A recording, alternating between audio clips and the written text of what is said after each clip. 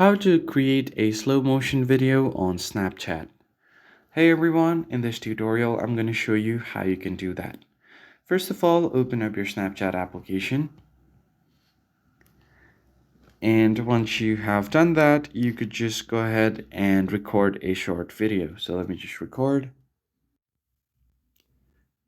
it around so that it is more obvious. And once you've done that, what you want to do next is tap on these filters icon at the bottom.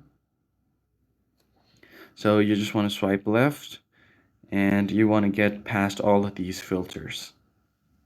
And then here you have these options. So this one is very fast forwarded.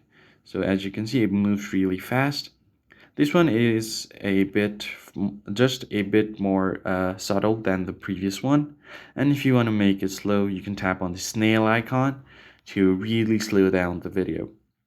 And that's how you create a slow motion video on Snapchat. Now you can just tap on send, select your friends, and then you could just send it to them.